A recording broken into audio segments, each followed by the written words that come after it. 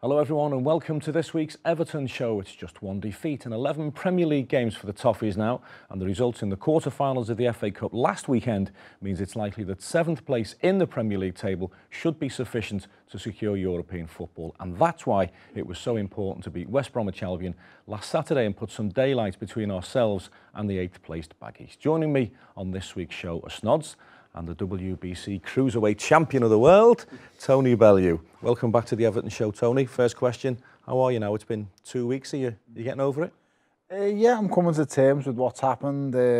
It's been a big whirlwind since, feels like people have only just tuned into boxing and realised I've been a boxer these last couple of months. So that's down to the magnitude and the media spotlight on the fight. But I'm okay, my hand is injured and it's going to take time to heal. But overall, I'm happy with where I'm at and how it went. Some night, Snods, wasn't it? We'll talk a lot more about the fight, but it was some night. We haven't got enough time, Daz, first bit to talk about the night. It was fantastic. I was there and, yeah, it was brilliant. It was another Evertonian night to remember. Loads of topics to discuss for our two guests in the next hour or so. And of course, it makes a big difference when one of them can interrupt any time he likes. This is what else we've got on the Everton show. It was just a case of me being composed to have a good touch and then make the good last touch to finish the goal. It's been a great journey, I've been doing it for a lot of years. So always you go to different places, you meet different people, you try to give them a bit of advice. But we're in a good position now, a strong position to get to Europa League. I've played there before with Swansea and I enjoyed it, personally. So, for me it'd be a really good achievement. David Unsworth's men took another step towards the Premier League 2 title by winning a rollercoaster clash with Derby County at Pride Park. He trains like he plays, so yeah, I've got nothing but admiration for Gareth. He's had a brilliant career and it's still going.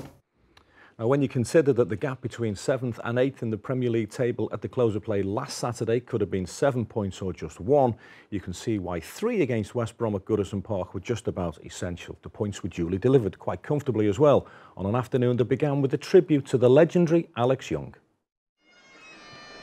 Well, Goodison Park has seen them all. The School of Science, they used to call it, when Harry Catterick's team of the 1960s played with an attacking ethos that drew admirers from far and wide. 1963, they won their first title since before the war, and today Goodison acknowledges one of the linchpins of that side, Alex Young, who passed away last month.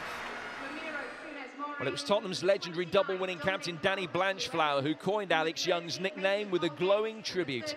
The view every Saturday that we have of a perfect world, and that's Alex, the Golden Vision.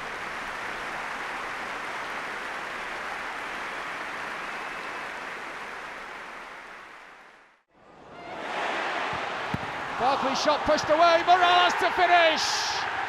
Kevin Morales for Everton! Lukaku through for Schneiderlin, Schneiderlin, brilliant! Morgan Schneiderlin with his first Everton goal! Barkley, the little dink for Lukaku, he's got his goal again! Romelu Lukaku with number 19 in the league this season. Everton 3. West Bromwich Albion 0. We were the better team. We had more chances, more opportunities to score, more shots on target. But it's always difficult. And they fight. Their direct play and the strengths in set plays makes it always difficult. And we did a better job after half-time than we did against Bournemouth at home.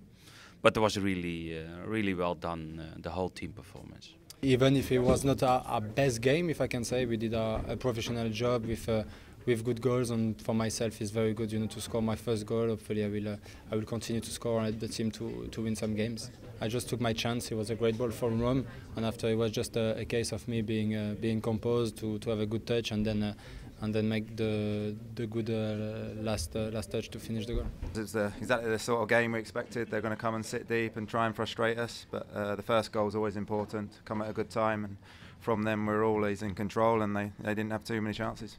The first strikers are scoring all the goals, but we're leaking them, and the other end it doesn't help the team at all, so it's important we've got a good platform. Joel's obviously been in good form, the lads at the back have done really well, so it was nice to come in and contribute. We spoke about the situation. We have 2 home games. If we get 6 points out of that, then we are more close to the teams above us, and that was our target before today. And okay, still one to go next week. Well, I think the club's been buzzing from day one. Obviously, we had a great start. We had a little bit of a dip. But ever since then, I think it's been a positive season. We'd have probably potentially liked to go on a little bit further in the cups, but you know, the atmosphere and the way everything's getting changed, you know, the development of the club on a whole is great. And like I say, also all that doesn't matter if the football's not right. But at the moment, the football's doing a pretty good job as well. The fans, the crowd, everyone has been amazing with me since I came here. They've been very supportive and everything. So I just want to give them good performances first, and then if I can give them goals, you know, it's perfect for me, perfect for the team, perfect for the fans. And but it's not the end of the time. Now we need to recover and everything, because next week we have another game here, another very important game to build up and to achieve a great thing for this end of the season. Snods, it was a comfortable, a routine win, wasn't it? You know what I said before, and as I said, I think we'll win 3-0. I predicted we'll win 3-0. I said if we scored an early goal, West Brom, one of them teams that counteract now and again, I said if we score an early goal, we'll win the game comfortably, and that's how it turned out. I thought we'd see more from West Bromwich Albion, but give credit to our players. We didn't allow them to. Closed them down, worked very hard, and convincing in the end. West Brom didn't show much ambition, did they, Tony? He didn't, and I've got a friend who used to play for them in Craig Gardner, and he told me the player to watch out for without doubt is Chadley. He said he's a top player, so I had my eye keenly on him.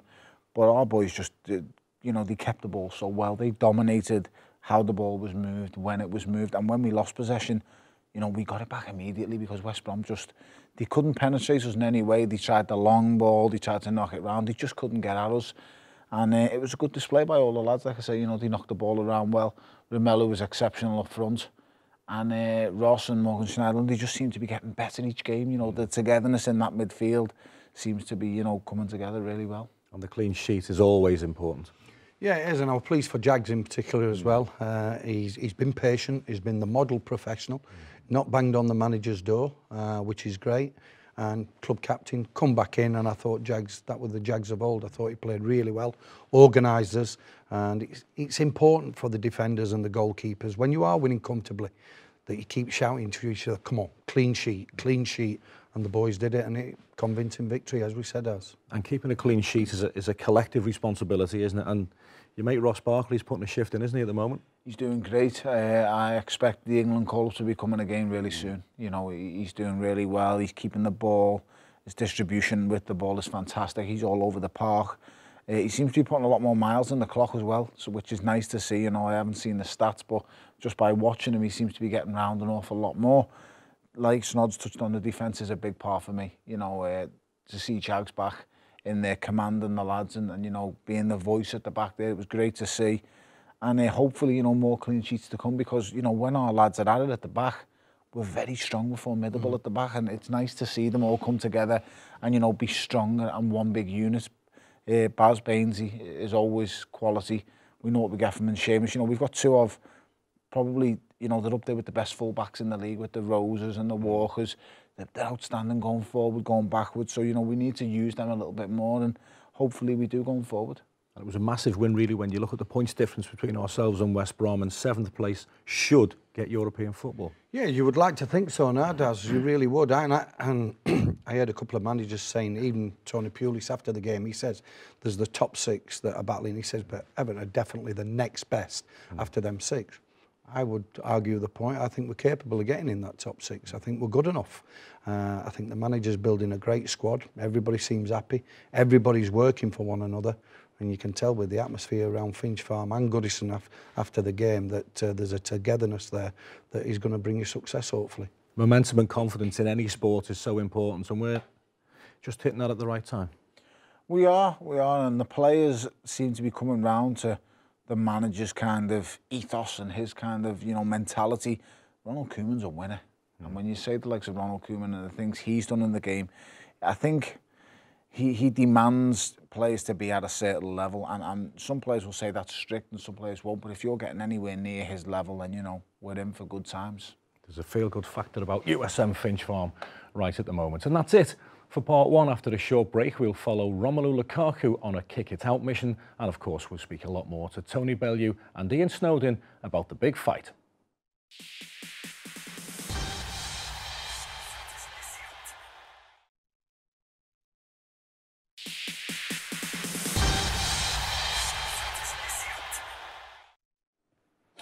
Welcome back to part two. We've got Tony Bellew alongside us this week, slowly recovering from his dramatic O2 Arena victory against David Haye. Let's speak about the fight, Tony. Did it go as you hoped it would, or did it last a wee bit longer? It went the way I thought it would go. Well, you know, I said, you know, he's going to come out on fire them first 2 rounds. As he predicted, well, he did predict in the build-up he was going to, you know, comatose me in 2 rounds, how I was going to be. This would be my last ever fight registered with the Boxing Board of Control. And what makes me laugh is the only one who went to hospital was him. I did many days later, but that was just for my hand. I was happy, to be honest, as, you know, he's a brilliant fighter, but people are trying to, you know, take away the glory of my win by saying, oh, he was a man with one leg, this and that. But what people are failing to remember is this guy thrown the kitchen sink at me and everything he had for the first 4 rounds. And he was only going downhill from them 4 rounds. Is that a bit of respect at the end there, Tony? It's respect to a certain extent, as yeah. You know, I've always respected him as an athlete. He's a fantastic athlete. He's a brilliant boxer. I just don't like him as a human being. He's not a nice guy, mate. He really isn't. And the way he's acting now and portraying himself, he's a bit of a fraud. What was this like? Not nice at all. Was that harder than the fight, getting in there? I wouldn't go that far. You know, it was worth it. Speaking to the coach there, after the fight, you know, once I'd been into the recovery chamber, it was great, and you know, just resembling, you know, talking about what we'd done on the night and how it went. I'm just happy. I'm happy it came to light, because listen, I was wrote off by the world, and you know what? Looking back, I can't really blame them, because you look at what this guy's done and how he actually aesthetically looks. He looks fantastic. He's got every muscle in the book. But I'm someone who says I don't train to look good. I train to be able to fight. And if there's one thing I know in this world, I'm not the brightest, I'm not the cleverest, but I know boxing like the back of my hand. I know the game inside out, and I knew what it'd take to beat him, and I knew what the tactics I had to employ to do it, and I'd done it to a T. So happy, and the story goes on for now. You've played football in some terrific atmospheres over the years, Snods. What was it like there at the O2? Because you were quite close to the ring, weren't you? Incredible. About 5 rows from the ring.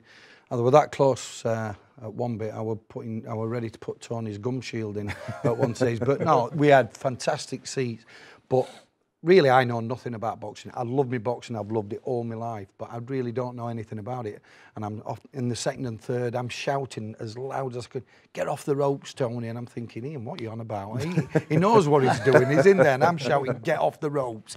And then the 7th round, when he's got I didn't realise he'd done his leg, and I didn't care. And I don't think you do as a sportsman. If somebody's injured, if you get 2 players sent off and you're playing against 9-minute football, all you want to do is beat them 9 men. So I can see Tony's like focused on one thing, winning, no matter how injured your opponent is. And I were the same. In the 7th, I'm going, "Go on, Tone, go on, go on." And then somebody said he's injured. I don't care if he's injured. I just want him to win, kind of thing. I didn't know, to be fair. I didn't know it was the Achilles when we were in the fight. I just thought he looked like he was gassing and falling apart. He was falling apart from the 4th round onwards, in my opinion.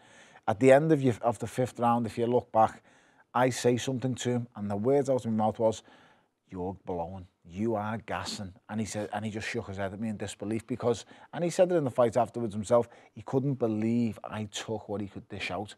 And I knew what it would take to beat him. I've studied him my whole career. I've actually looked up to him, because he'd done everything I wanted to do before I've had the chance to do it. And you know, going in there that night, I knew what I had to do. I had to make him miss by small margins. I had to make him miss and then pay as the fight went on. And then eventually I had to make the fight physical. Everybody laughed at me in the preparation for sparring with the likes of Derek Chisora, Dorset Barnwell, and a highly ranked American fighter, because they said he wasn't the same style as David Haye. I had a cruiserweight who was very fast over there as well, that I didn't take pictures with, that I didn't show I was sparring. Another powerful guy. I mixed all the sparring partners up, and each sparring partner replicated that fight to a T at the times I needed them. So, you know, Derek Chisora was in with me for the last 5 rounds of the spar, and he was fresh and I was supposed to be tired. And let me tell you, there was only one man going backwards when we started sparring, and it wasn't me. Dell's a friend of mine, but I don't play around when it comes to sparring and when it comes to camp and time to prepare. it went the way I needed it to, Daz, and you know, I'm happy. I've now beaten an elite fighter in David Haye, and people can say whatever they want about him having one leg or whatever. I had one hand from the second round onwards, but I don't complain, I just keep throwing it. Pain is just a feeling, it's just an emotion, and I can get through anything I possibly want as long as my mind's right. And on that night, at that moment, my mind was right. And if we do it again, I'll do it all. I'll show the world once again, against all the odds, the fat boy will come good. John, is it right as well that you said to him, stop? Yeah. Stop, and then turn to his corner as well? I hit him with the combination in the 11th that sent him back to the ropes. It was a short left hook, and I said to him, stop, David. I'm going to give you the chance to stop. And he tapped his chest, said, come on. And then I looked at Shane and I said, Shane, stop. And he just shook his head. And then I went in, right hand on the side of the head, which made his right leg collapse, a left hook, which made him just fall through the ropes. So I didn't push him through the ropes like some people are saying. Like I say, these people are trying to take your glory or whatever. The fact of the matter is the left hook put him through the ropes. He was just completely gone. And when I went and consoled him after the fight, a good 20, 30 seconds later, I carried him. I carried the whole 16 stone to his corner to help him. It was a comprehensive win, wasn't it, in the end? Now, this Saturday's Premier League game at Goodison Park against Hull City has been designated as our kick-it-out fixture, put quite simply, and I'm sure every Evertonian buys into this anyway. There's just no room in any sport for discrimination of any sort. Teach them early is the ethic, and that's why earlier this week at USM Finch Farm, Romelu Lukaku was delighted to join an Everton in the Community coaching session with the Everton girls' pan-disability football team.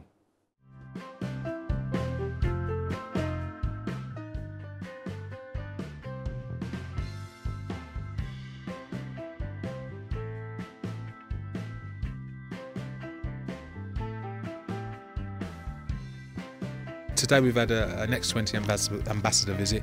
Romelu Lukaku is one of our ambassadors. Our Next 20 initiative is, I suppose it commemorated our 20th birthday, and we have 20 ambassadors, that's young players up and down the country who were 20 at the time, who go into schools and inspire young people to raise awareness around all aspects of discrimination, how to combat all aspects of discrimination and promote inequality and diversity. So today we were with Everton's disability side, and I think it's important because everyone thinks that Kick It Out is just about racism.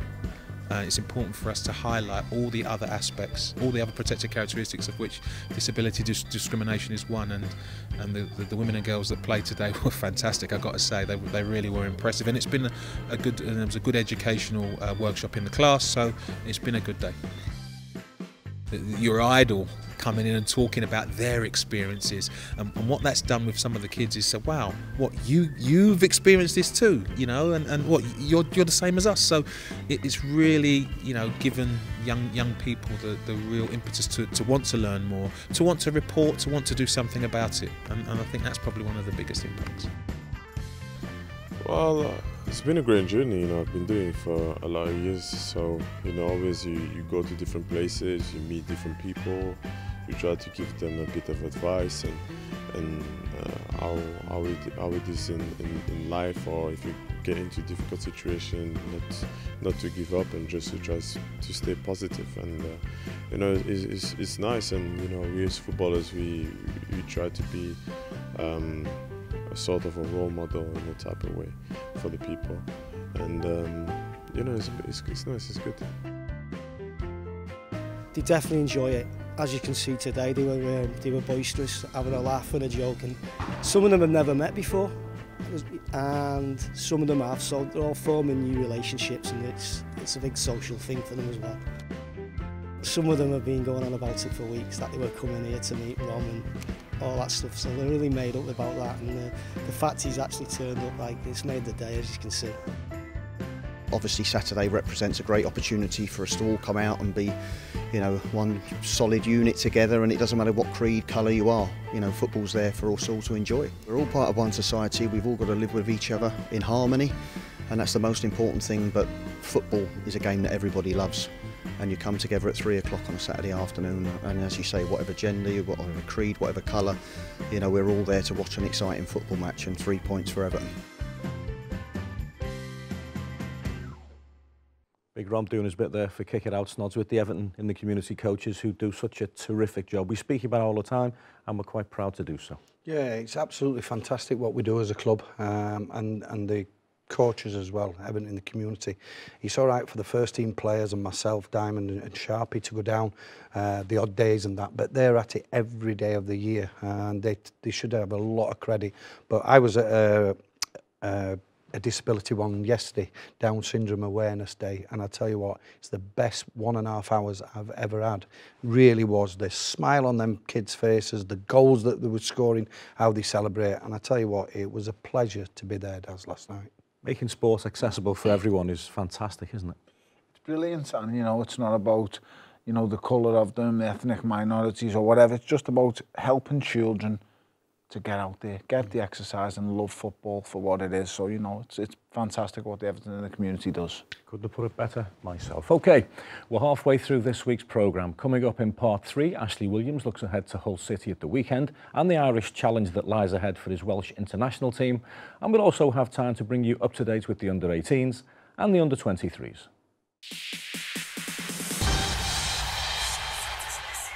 Catch the lowdown for all your entertainment, culture and lifestyle from around Liverpool.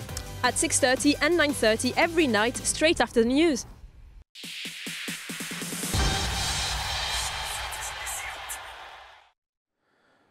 Welcome back to this week's Everton show. Now, Ashley Williams has got a lot on his plate just now. This time next week, he'll be preparing for a World Cup qualifier in Dublin that he hopes will see his Wales team get themselves back on track for Russia 2018. Before then, he'll be hoping to help keep another Premier League clean sheet as Everton look to try and secure a European qualification place. Indeed, solidity at the back was what the manager asked of Williams and his fellow defenders at half-time last weekend. Yeah, it was something that we needed to work on when we were ahead at half-time going in, and coming out with a, you know, a positive attitude and taking over the game again and being in control. And you know, we've seen in previous weeks that where we hadn't done that so well. It's something that we've been speaking about at half-times and before the games. If we do go in, you know, up, and I thought we did it very well this week. You can see that once we started the second half, we settled down and we got back into control. The win puts us in a good position of reaching Europe next season. Having tasted European competition with Wales, what would it mean to be on a similar level with Everton? No, I think you know, it would be a nice reward for all the hard work that we've all put in this season. There's still a lot of football to be played, you know, till the end of the season. But we're in a good position now, a strong position to get to Europa League. I've played there before with Swansea and I enjoyed it, you know, personally. So, you know, for me, it'd be a really good achievement and something that, you know, I feel that this club, the size of the club and the direction they want to go, is something that we need to achieve. How important is it to follow up the West Brom win against Hull this weekend? Yeah, we need to. You know, I think we had a good run before the Spurs game without losing, and you know, we lost that game. We've moved on. We got a good win, and now we need to put another run together. And if we can get, you know, back-to-back wins at home, you know, that'll stand us in good stead going into the international break. Snoz, the carrot at the end of the stick is obviously European football. Everybody associated with Everton Football Club on and off the pitch wants European football back again. Yeah, we certainly do. That's where Everton belong. There's no question about it. We belong in European football. We're a big club, and I know at times we've not deserved to be in competitions, European Cup competitions, but I just feel that we've got something going here. We really have. I think we've got some good players, some good characters. Talking to Ashley Williams there, just speaking, I think he's bought into the Everton way very quickly. I think the players that have come, Idrissa Gueye as well, Morgan Schneiderlin, they've come and they've bought into the Everton way. They know what Everton want, they know what the supporters want, and we're starting to see it. And at the right time, you can enjoy the European away trips, Tony, can't you? I kind of loved them. Last time we were in Europe, I was at Wolfsburg. I enjoyed the lovely trip out there. It's great to be in Europe. I know it's tough, the Thursday, Sunday fixture schedule and stuff, but, you know, it's nice to get away. It's nice to be, you know, and just enjoy something different. And we are a big club, like Snod says, you know, make no mistake about it. We are not there as a gimme, we're there on merit. You know, we're one of the best teams in the Premiership, and we're competing on the verge of competing with that top six now. You know, if we can break into that top six, because for me, the Premiership is, there's a group of the top four, and then there's another group outside the top four, there's another four.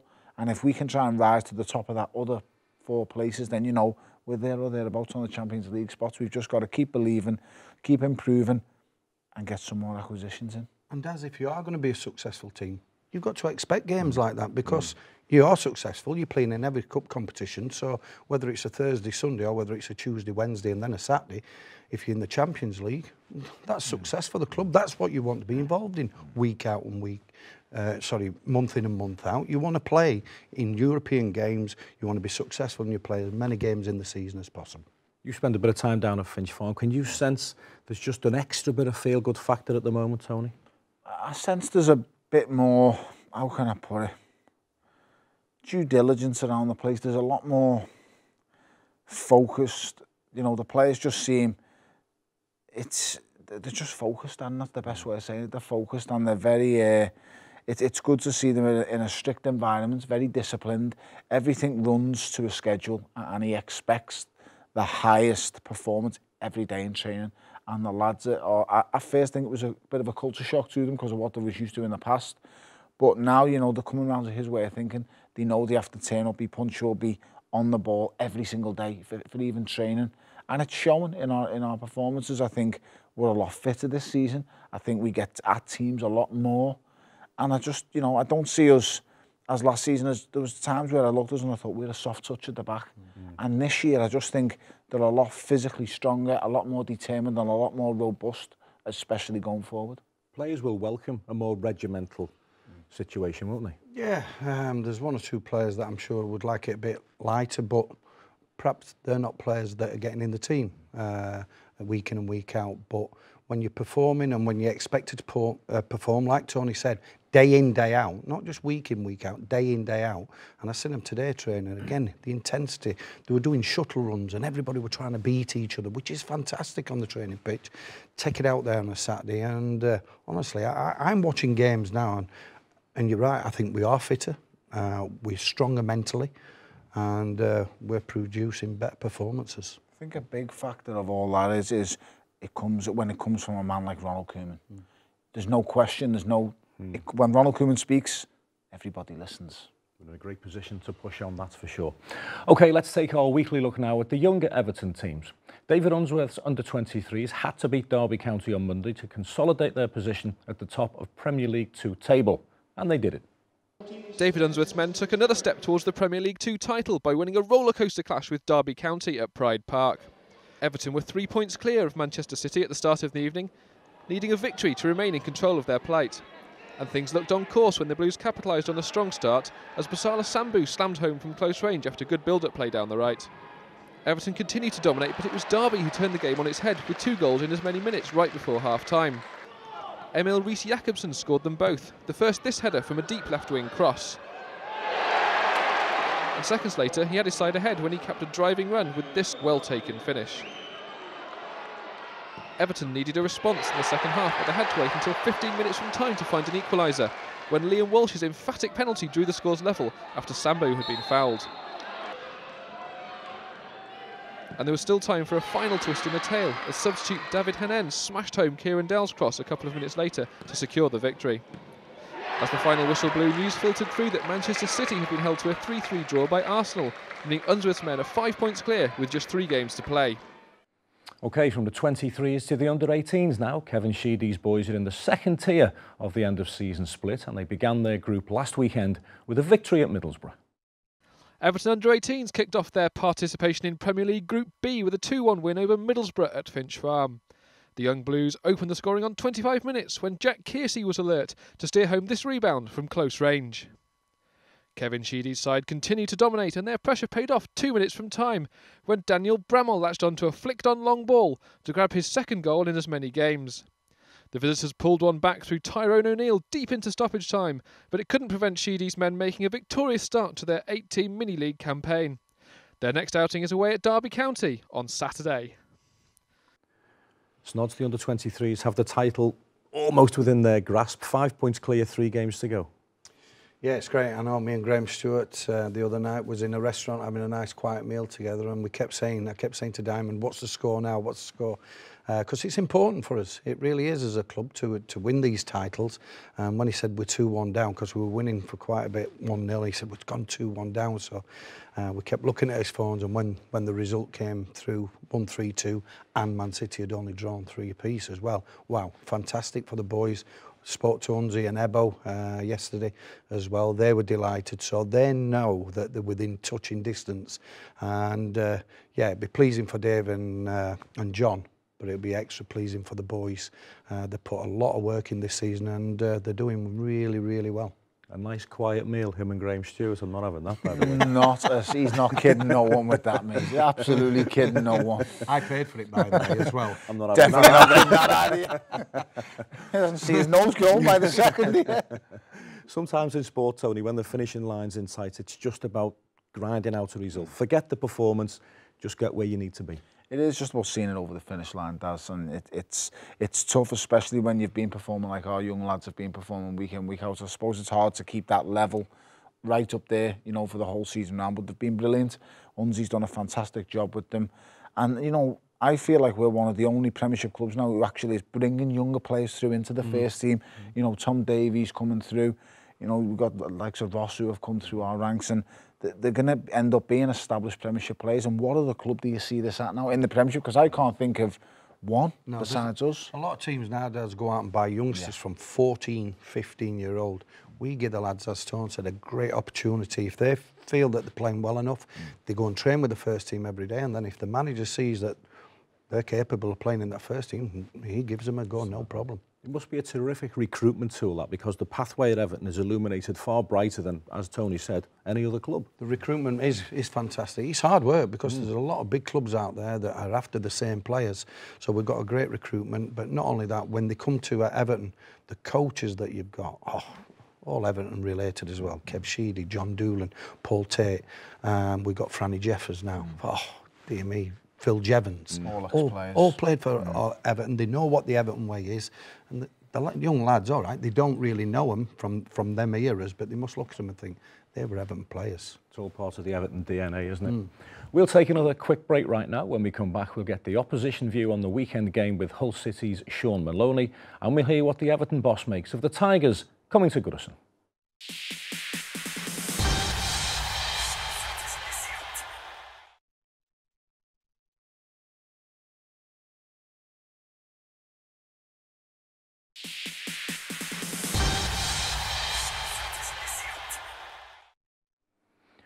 Welcome back to the fourth and final part of this week's Everton show. Now, the next challenge for the informed Blues is the weekend visit of Hull City. Since the beginning of February, the Tigers have drawn with Manchester United, beaten Liverpool, and last weekend they defeated Swansea City in a real six-pointer. We caught up with Hull's Scottish international Shaun Maloney earlier this week, and he confirmed that things are a bit brighter up there since Marco Silva took control, and he gave us an update on Oumar Niasse. He's been excellent in the squad, integrated really well. He's pretty happy most days, and more importantly on the pitch, he's been very good for us. So, yeah, really happy he's here. The manager Marco Silva seems to have made a very positive impact since his arrival. What are the most significant changes he's made to the team going in a positive direction? There's so many changes. The most significant, I'd probably say, the defensive work. There's been so many. The whole culture of the club's changed. The defensive work and probably the intensity of the team when we lose the ball. I'd say that would probably be the two things that was the two things that we worked on the most in his first probably 10 days, 2 weeks. You played alongside Gareth Barry during your time at Aston Villa. How highly do you regard Gareth as a player? Yeah, when I played with Gareth at Villa, he was a brilliant midfield player. He played in a 4-4-2. He had the engine to get forward and back. He was Villa's best player for quite a number of years. Really good man, and he sort of kicked on from there to Man City and international, and he's continued at Everton. So yeah, just a really good player. I think it's the level as well of the teams that he's played for. Look, he's been excellent professional. So everything he gets, he deserves. He trains like he plays. So yeah, I've got nothing but admiration for Gareth. He's had a brilliant career and it's still going. What should Everton be looking out for this weekend in terms of your team, and what are you hoping to bring to Goodison Park? I think the position that we find ourselves in, I think we'll just be fighting for every point. we've had some good results and performances against some of the top teams. I'm really hopeful that it's going to be another one again this weekend against Everton. Tony, Shaun Maloney there speaking well about our own Gareth Barry. Everybody speaks well about our own Gareth Barry. Brilliant player, exemplary professional. He just does everything by the book, Darren. He really is. And you know what? Away from football, he's such a top lad. Bit of a voice with the lads, and he's a really, really top professional, brilliant player. You know, you don't play as many games in the Premier League as he has without being a top player. And we should have enough for Hull City, Snods. I would like to think so. They have improved, there's no question about that. They have picked up some good wins. But I look at Hull City and I look at our team and I think, how many Hull City players would I have in Everton's team? And they wouldn't be one. So I'm looking at it now thinking, we're at Goodison, we've come off a great result against West Brom. Same again, boys, change nothing, go out there and beat Hull convincingly. And we've got the 4th best home record in the Premier League, Tony, which should count for something because Hull City's away record ain't the best. Yeah, it's not. And I don't think Niasse will be able to play as well with it being a parent club. And he seems to be doing well up there. He is. He's doing well against all the odds. You know, he's fired and he's scoring goals for them. We'll see. You know, we just need to pick up where we left off in the West Brom game. You know, it was fantastic that we got, you know, the Tottenham result out of our system and went well again against West Brom. And we've just got to carry on then against Hull. You know, they are a decent side, but they've lost a few key players like your Snodgrass and things like that. Players who can create, you know, difficult times in games. And with losing them players, you know, I think it will open the door for us to expose them a little bit. And, you know, I'm hoping to see, you know, a few goals go in. It'd be nice. It would be nice, but patience may be the key, Snods. Yeah, it could have to be patient. There's at times we played at Goodison where the crowd get a bit uptight after 10, 15 minutes when we haven't scored. But we were patient. It took us half an hour against West Brom, and then we went on and won convincingly. But I just think we've got enough in Romelu, Barclays, etc., Morales, lads that have got a bit of flair to win us games. We're defensively tight, so I think we've got enough going forward to go and win this game, Daz. Just let me quickly ask you about your induction into the Gladys Street Hall of Fame last week, Snods. That was a nice moment. Absolutely fantastic. A really proud moment for signing for Everton in '87. One of the proudest moments ever when the chairman phoned me up and made me an ambassador. But to get in the Everton Hall of Fame is equally on a par to them, because it's a fantastic feeling, and wow, some brilliant players in there, and to just join them was an honour. And what a night. You were there, Tony? I was, and it was well deserved. It's not deserved to be there. He's there on merit. So, you know, he's earned his place and earned his stripes, shall we say, amongst the other legends that are there. It's brilliant to see. The only worrying thing, he got a bigger cheer than I did. It was one of those nights. The Gladys Street Hall of Fame, it always is. OK, well, as I said right at the start of this week's programme, a 7th place finish in the Premier League table should bring European football back to Goodison Park next season. It's very much in our hands, and a home fixture against Hull City on the same weekend that 8th placed West Brom play Arsenal sounds just about right. But Ronald Koeman, understandably and typically, is taking nothing for granted. The last game before the international break, I think keep the momentum. We know we are strong.